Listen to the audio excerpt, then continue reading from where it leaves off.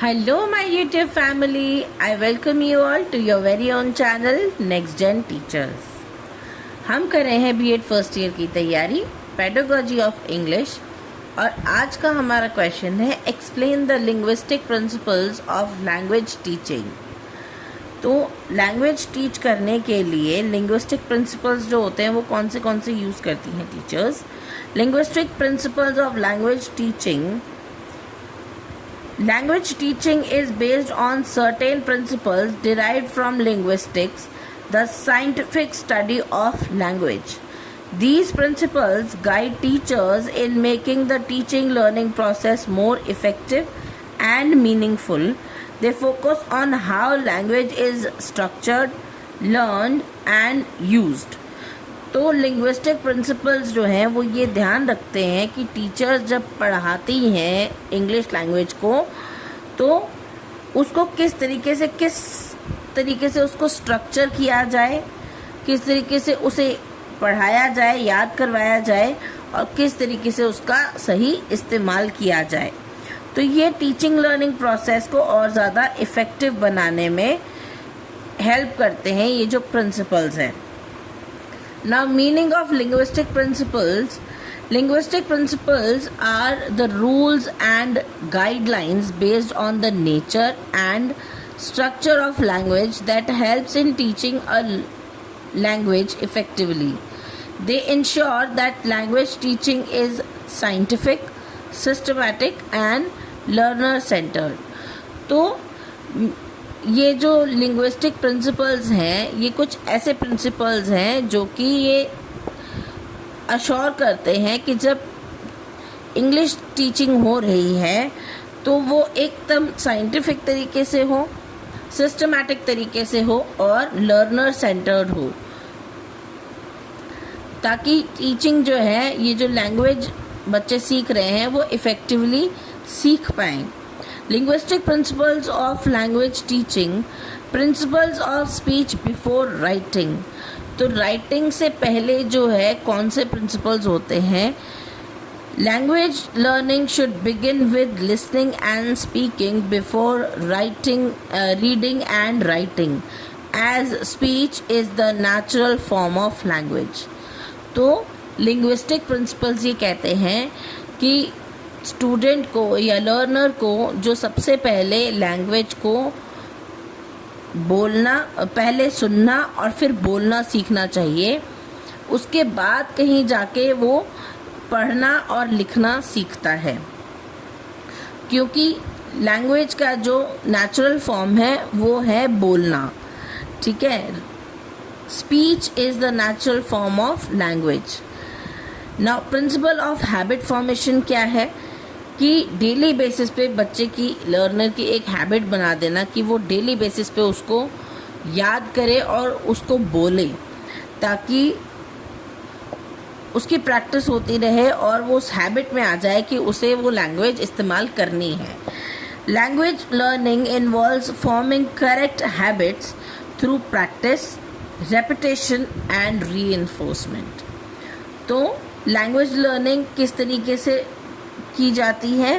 Practice के द्वारा, repetition यानी कि दोबारा रिपीट करने के द्वारा और रीइंफोर्समेंट के द्वारा। Now principle of use. Language should be taught through actual use in real life situation rather than more memorisation of rules. तो लैंग्वेज जब सिखाई जाती है तो टीचर्स का मेन मकसद यही होता है कि लैंग्वेज इस तरीके से सिखाई जाए कि बच्चे अपनी डे टू डे लाइफ में उसका इस्तेमाल कर सकें, ना कि कोई भी जो लैंग्वेज का रूल है उसको बस रट्टा मारते रहें। तो लैंग्वेज के रूल्स को रट्टा मारने को लैंग्वेज लर्निंग नहीं कहते, बल्कि लैंग्वेज को अच्छे तरीके से सीख के उसे रोज़मर्रा की ज़िंदगी में इस्तेमाल करने तक की काबिलियत को लैंग्वेज लर्निंग कहते हैं। नेक्स्ट है हमारा principle of contextualization. Words and sentences should be taught in meaningful context to make learning effectively. अब वर्ड्स और सेंटेंसेस जो हैं वो इस तरीके से पढ़ाए जाने चाहिए कि बिल्कुल मीनिंगफुल हो, तो कॉन्टेक्स्ट के जो मीनिंग्स हैं अगर वो लर्नर को समझ आते हैं तभी जो है लर्निंग इफ़ेक्टिवली हो सकती है। नेक्स्ट है principle of gradation. Language material should be presented from simple to complex and from known to unknown. तो प्रिंसिपल ऑफ ग्रेडेशन कहता है कि लैंग्वेज लर्निंग का तरीका होना चाहिए स्टेप बाय स्टेप, कि पहले सिंपल चीज़ें सिखाई जाएं, उसके बाद में उसे धीरे धीरे कॉम्प्लेक्स किया जाए, या फिर पहले वो चीज़ें पढ़ाई जाएं जिससे कि बच्चा फेमिलियर है और उसके बाद में धीरे धीरे उसके ज्ञान को आगे बढ़ाया जाए जो कि नोन टू अननोन है। नेक्स्ट है principle of selection. Only useful and relevant language items should be selected according to learners level and needs.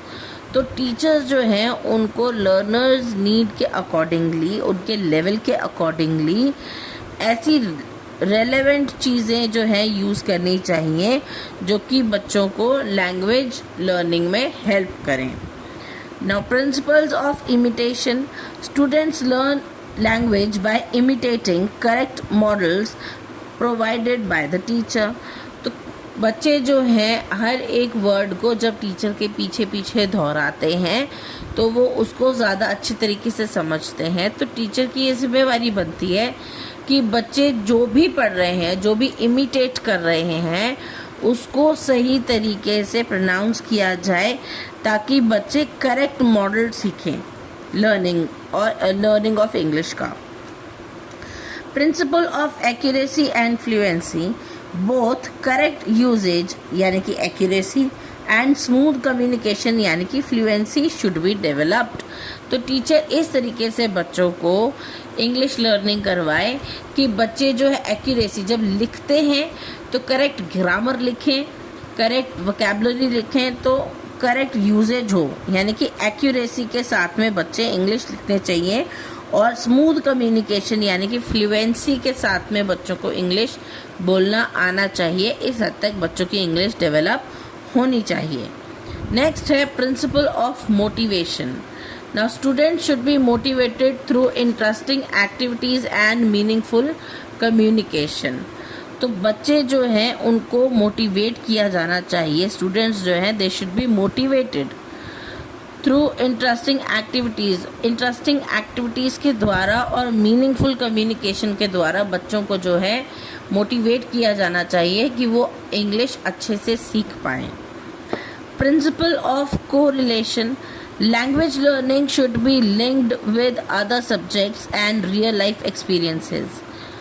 तो जब किसी चीज़ के साथ में बच्चे रिलेट कर पाते हैं तो वो चीज़ें जल्दी सीखते हैं।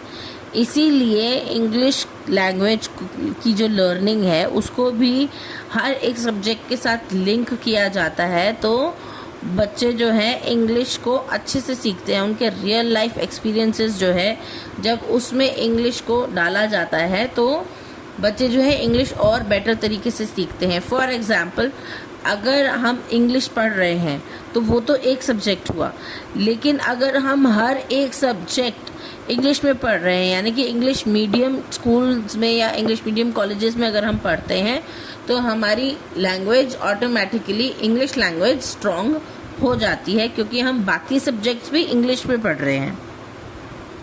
हमारी एसएसटी इंग्लिश में होती है, हमारी साइंस इंग्लिश में होती है, मैथ्स जो है हमारी वो भी इंग्लिश में लिखी होती है। तो ये सारे सब्जेक्ट्स जो हैं ये बाकी सब्जेक्ट्स भी हमें हेल्प करते हैं कि हम अपनी इंग्लिश की लर्निंग को और ज़्यादा स्ट्रॉन्ग कर सकें।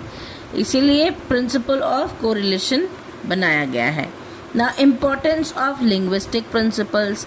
It make teaching more scientific and systematic. तो linguistic principles बनाने का मेन मोटिव क्या था, इसकी इम्पोर्टेंस क्या थी कि ये जो इंग्लिश की टीचिंग है उसको साइंटिफिक और सिस्टमेटिक तरीके से होने देते हैं। मेक श्योर करते हैं कि इंग्लिश लर्निंग जो है वो साइंटिफिक और सिस्टमेटिक तरीके से हो। Helps in developing effective communication skills, और ये भी इंश्योर करते हैं, ये भी हेल्प करते हैं कि इफ़ेक्टिव कम्युनिकेशन स्किल जो है बच्चे वो डेवलप कर पाएँ। Ensures better understanding and retention. तो ये भी इंश्योर करते हैं कि बच्चे जो हैं, जो पढ़ रहे हैं, जो सुन रहे हैं, जो लिख रहे हैं, उसको अच्छे से अंडरस्टैंड भी कर पाएँ। It improves teaching methods and techniques. तो ये जो लिंग्विस्टिक प्रिंसिपल्स हैं, टीचर लर्निंग प्रोसेस को भी और ज़्यादा इफ़ेक्टिव बनाते हैं, इन्हांस करते हैं, और टीचिंग मेथड्स को भी और ज़्यादा इम्प्रूव करते हैं, टीचिंग टेक्निक्स को और ज़्यादा इम्प्रूव करते हैं। तो इसका जो कंक्लूजन है वो है, in conclusion linguistic principles play a vital role in language teaching. They help teachers plan and deliver lessons effectively, ensuring that students learn the language in a natural, meaningful and systematic way। तो ये जो linguistic principles हैं वो इस तरीके से बनाए गए हैं कि टीचर जो है आराम से प्लान कर सके लेसन डिलीवर करने से पहले, कि जो लेसन वो डिलीवर करने वाली हैं वो बहुत ज़्यादा इफ़ेक्टिव हो बच्चों के लिए, और बच्चे जो हैं नेचुरल तरीके से, मीनिंगफुल तरीके से और सिस्टमैटिक तरीके से जो है इंग्लिश लैंग्वेज को सीख पाएँ। तो ये था हमारा लिंग्विस्टिक प्रिंसिपल्स। आई होप आपको ये टॉपिक समझ आया होगा। अगर आपको मेरी वीडियोस अच्छी लगती हैं तो please do like, share it with your friends. अच्छे कमेंट्स करके मुझे मोटिवेट करना ना भूले। आने वाले और इम्पॉर्टेंट क्वेश्चन की वीडियोस आपसे मिस ना हो जाएं, इसलिए चैनल को सब्सक्राइब ज़रूर कर लें। तब तक मिलते हैं अगली वीडियो में, तब तक के लिए थैंक यू।